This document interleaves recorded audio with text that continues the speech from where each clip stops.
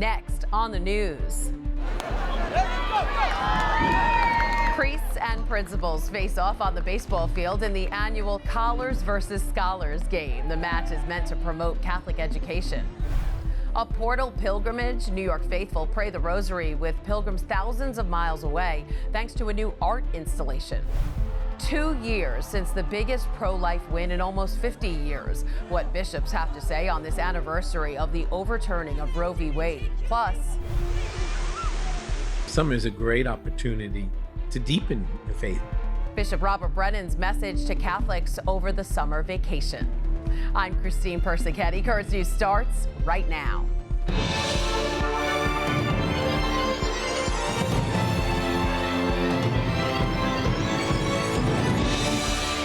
A summer kickoff for kids in the Diocese of Brooklyn, not marked with a bell ring, but with an iconic baseball game at Maimonides Park. For the last 5 years, principals and priests have battled it out on the ball field in Coney Island. But it's not just about settling old scores. It's about highlighting Catholic education. Currents News' Katie Vasquez joins us now to tell us more about Catholic Schools Night. Hi, Katie. Hi, Christine. Around 60 star students took center field at Maimonides Park on June 21st, where they were honored for their hard work by the Diocese of Brooklyn. But while they received top marks, priests and principals had one final exam they had to take ahead of summer vacation. Take a look. It was a beautiful day for a ball game at Maimonides Park on June 21st. But instead of the Brooklyn Cyclones, priests and principals took to the field for the 5th annual Collars versus Scholars game. The friendly face-off is a part of Catholic Schools Night, a celebration of Catholic education across Brooklyn and Queens. This game is a fan favorite for Diocese of Brooklyn students, but the two teams didn't let the pressure stop them from enjoying the game. I'm delighted to be part of this, and it's always a fun time. It doesn't matter on the score. We're all having fun. 3-inning game. It was just a fun time all around. In the end, the Scholars beat the Collars 11-1, but priests were still popular among the crowds. There you go. Thank you.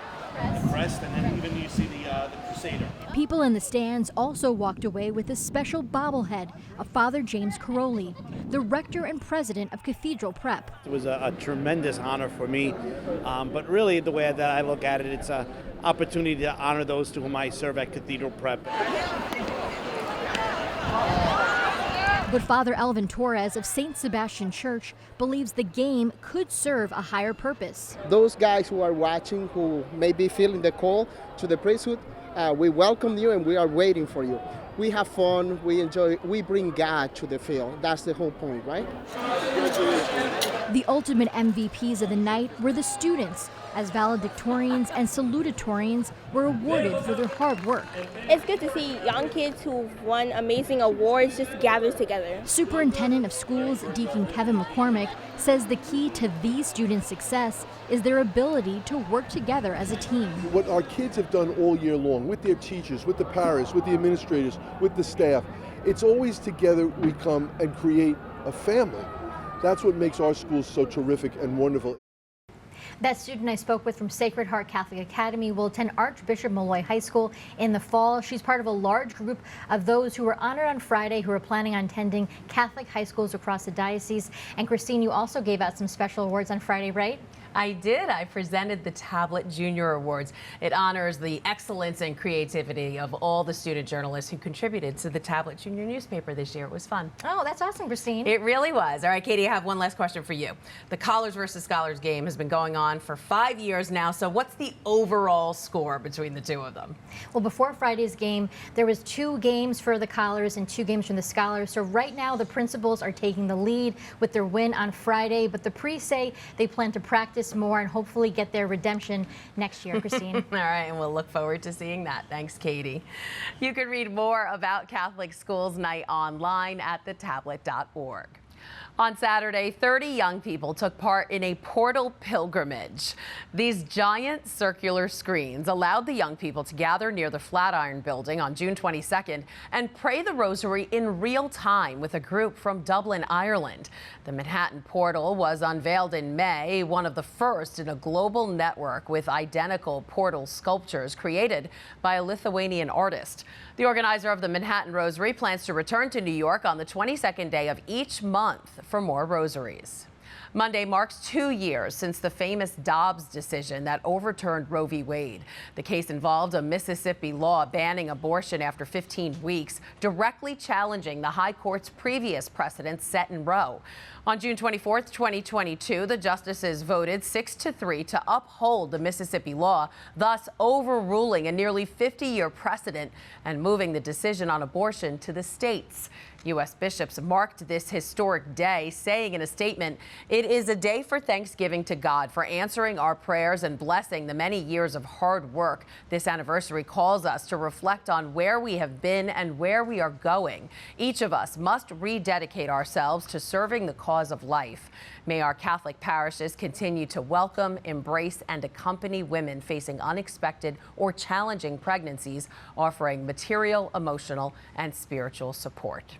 The bishops of New York are committed to helping moms in need. They have a resources page designed to help you find a pro-life center near you. Just go to nyscatholic.org/help for moms. There's also a statewide map that directs you to local Catholic parishes that have ministries available. Turning now to a historic church that was destroyed after a storm passed through on Saturday. A tornado completely wiped out Apple Grove Lutheran Church in southwest Wisconsin, a spiritual home that was founded in 1893.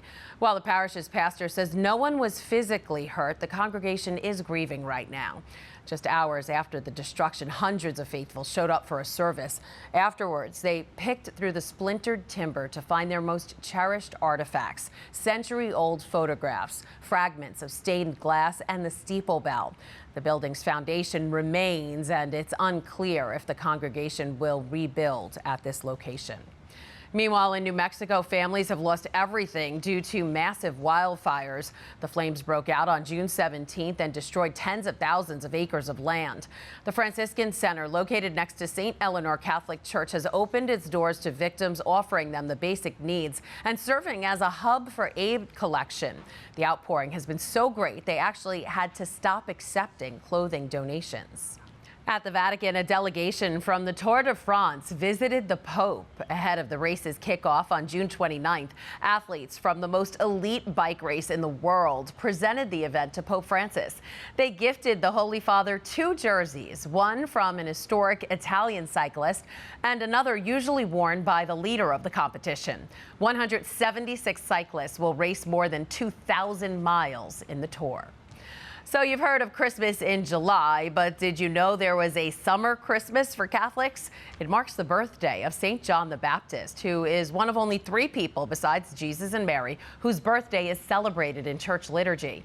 The Nativity of St. John the Baptist falls on June 24th, exactly 6 months before the solemnity of the Nativity of our Lord, which is why it's sometimes known as Summer Christmas. While it isn't usually celebrated with presents, some countries do celebrate St. John's Eve with a bonfire, fireworks, or candlelit procession in honor of the saint who was not the light, but came to testify to the light. As we all prepare for summer fun and vacations, Brooklyn Bishop Robert Brennan is reminding people of faith, to remember their faith. In fact, in his podcast, Big City Catholics, Bishop Brennan says now is the time to get further connected to Christ.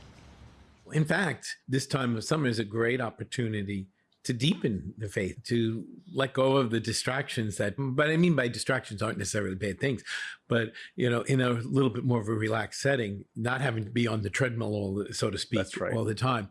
Part of that is to go deeper in our relationship with the Lord and with each other, too. You can listen to the full episode of Bishop Brennan's podcast, Big City Catholics, at podcast.dioceseofbrooklyn.org or search for Big City Catholics on Spotify and Apple Podcasts. That is this Currents News Update. I'm Christine Persichetti. Thank you for joining us because we are putting your faith in the news. Hope to see you again next time.